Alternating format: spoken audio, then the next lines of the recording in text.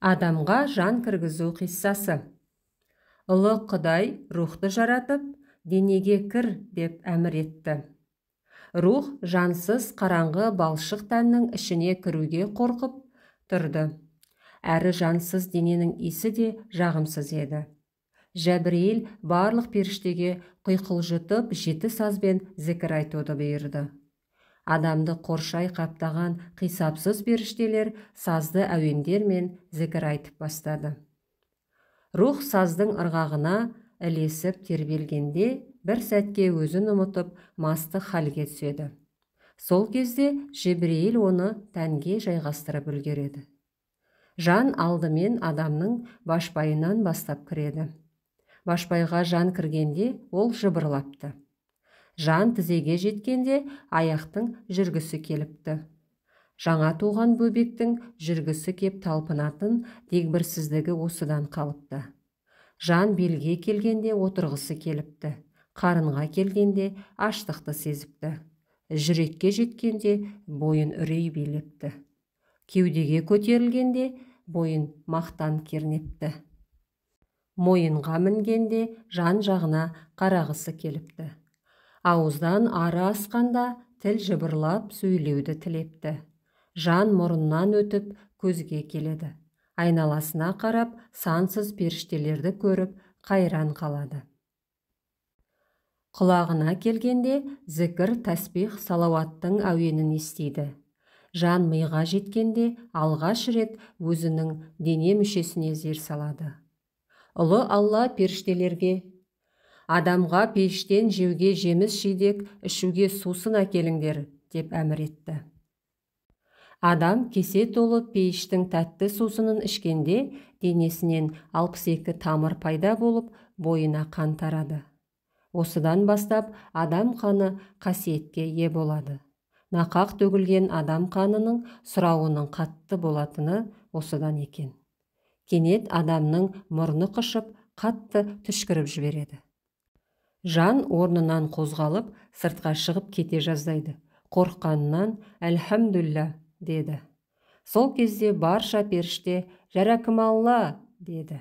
Осыдан бастап түшкірген адам «Әлхамдулла», ал айналасындағылар «Жаракымалла» деп айту мұсылман баласына сүндет болыпты.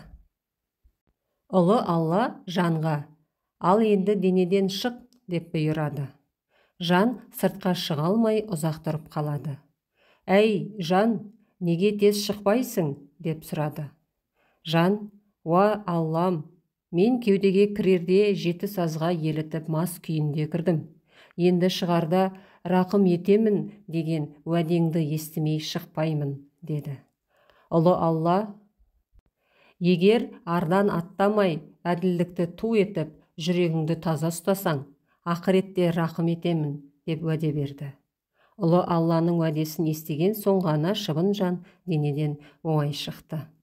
Осыдан бастап күллі адам ұрпағына тумақ пен өлмек тағдырдың шын қазасы болып бекіпті. Бұл пәниде сұм нәпсіге бой алдырып, ардан аттағандар соңғы сәтте жан бере алмай қиналады екен. 5 күн жалғанда ар-ұятқа бекем болған момындар қиналмай жан тапсыратын болыпты. Адамға жан кіріп, тұла бойына қан тараған соң, барлық дене мүшесі өздерінің артықшылығын айтып мақтанады. Бас: «Мен бәріңнен биікпін, сәждеге менің маңдайым тиеді. Бәсім бәріңнен жоғары» деді. Құлақ: «Адам ақиқатты мен арқылы естиді. Саңырау адамға үгіт айтып не керек?» деді. Көз: «Құлақпен естіген өтірік, көзбен көрген шын. 1000 рет естігеннен 1 рет көрген артық. Қала берді, мен көңілдің айнасымын. 7 қат көкті бір ғана қарашыққа сыйғызып тұрмын» деді. Бет әлпет: «Жұрттың бәрі бірінші бетке қарайды. Адам бір-бірін түріне қарап таниды. Мен арқылы сұлулықты сезініп, бір-біріне ғашық болады. Адамның шырайы менмін» деді. Ауыз: «Ас адамның арқауы, мен болмасам адам асты қалай жейді? Тамақ та, сусын да асқазанға мен арқылы жол тартады. Ауыз болмаса піскен астан пайда жоқ. Аш адамнан 40 күн ақыл сұрамас болар. Құрсағы бостың құлағы шыңылдап, көзі бұлдырайды. Денеде дәрмен, бойда қуат қалмайды. Сондықтан бәрің маған бас иіңдер, деді. Тіл. Өнер алды қызыл тіл. Тілдің қадірін білмеген кімнің қадірін біледі? Піл көтермегенді тіл көтереді. Өзім бұлбұл, сөзім бұлақ, тауып айтсам, көңілдегі дауасыз дерттің емін мен білемін, деді. Қол. Жомарттық менде жатыр. Адам баласы алыс-беріс тірлігін мен арқылы жасайды. Қайыр сахауатты Құдай қолға жасырған. Амандасқан адамдар әуелі қолын созады, деп мақтанды. Аяқ. Ау жарандар, сендерді көтеріп тұрған кім? Арындай бермей төменге де бір назар салып қараңдар. Бәріңді қайырлы қадамға бастайтын мен емес пе? Қаласа Меккеге барамын. Әр басқан қадамыма 1000 сауап. Мен тұрғанда сендердің сөйлеулерің бекер-ақ, деді. Ақыл. Әй аяқ, бас аяқтан ақыл сұрамайды деген. Ақылға кішілік жүрмейді. Мен жүректің сауытымын, ойдың қуатымын. Адаспай аспандасам 7 қат көкті кесіп өтем. Қармаласам қолым аршыға да жетеді, деді. Осылайша барлық дене мүшелері, сезім қатпарлары бір-бірімен таласып жатты. Бұл айтысқа жүрек қана қатыспай, сабыр мен таластың ақырын бағып тұрды. Жаббар хаққа жүректің сабырлы күйі сүйкімді көрінді. Ұлы Алла, әй, таласпаңдар. Сендер жүрек болмаса жақсылықты алаңсыз насихаттай алмайсыңдар. Арсыз істі де жасайтын кездерің болады, деді. Әй бас, аптығыңды бас. Өмірде маңдайыңды сәждеге ғана емес, адасып тау мен тасқа да ұрасың. Құлақ, өсекке де құмарсың.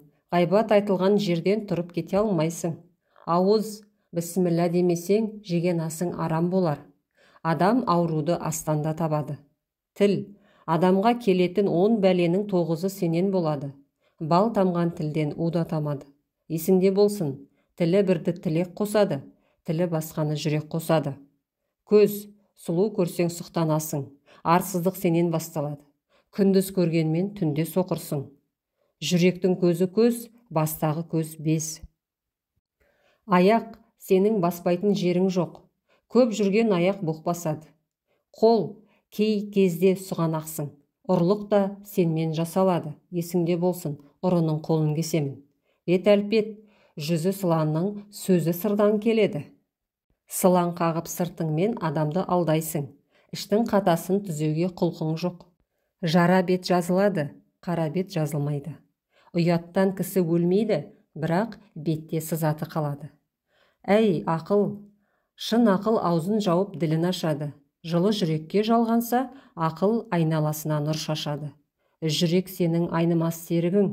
Ол болмаса сенен өткен тәкаппар болмайды.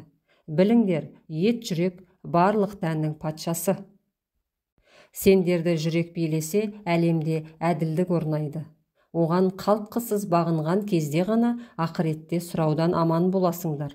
Ол мейірім махаббаттың ұясы. Ол бәріңнен артық, деді. Сосын өзге дене мүшелеріне назарын тігіп, әр қайсының міндеттерін айта бастады. Көз, жаратылыстан ғибрат ал, ақылдың ой құмар болуына септес. Кірпік пен қас, сен екеуің көзді күзет. Ауыз, арамды татпа, адал асты таңдап же. Маңдай, саған бақты қондырамын, оның құтты мекені сен боласың.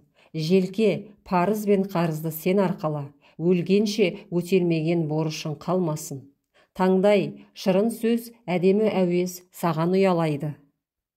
Қызыл тіл шын сөйлеп бастағанда таңдайың тақылдап тұрсын.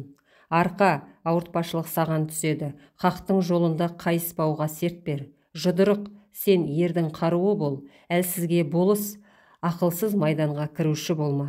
Бүйрек, бауырыңа болыс, жақынды жатқа жіберме. Бауыр, іші бауырың елжіреп, туыстардың татулығына бейім тұр. Ми, ақылға сауыт боласың, сондықтан сені ең қатты сүйекке, әрі ең үлкен биікке жайғастырдым. Шеке, паңдық мінез сенен болсын, надандардың табалауына жол берме. Кеуде, тәкаппарлыққа керіл, момынға иіл, шаш, адамның ажарын аш. Бет, ұяттың барын білдіріп отыр. Тіс, адамның қайраты бол. Көкірек қазынаның кені бол, құшақ адал досқа ашық бол, нұр шуағын сіңіріп көрісуге асық бол. Тырнақ тазалықтың айнасы бол, кірленсең көр азабын сенен бастаймын. Қарын адал ризықтың орны бол, арамастан ауру табасың. Білек дұға тілекте шаршадым деме, қол сақилық сенен шығады, бірақ оң қолыңның бергенін сол қолың білмесін. Құлақ мәнді сөзге сергек жүр, былжыр сөзге бітеу бол. Мұрын бөтен иіске тұмсығыңды тықпа, сенің міндетің хош иісті тану. Бел тұқымның тазалығын, ұрпақтың адалдығын саған тәуелді етемін. Аяқ аңдап басу сенен, саусақ санауды сен үйретесің, есеп қисап өнері сенен басталады. Жыныс ләззатты сен татасың, бірақ құмарлыққа салынба, рухтың өсуін тежейсің, деді.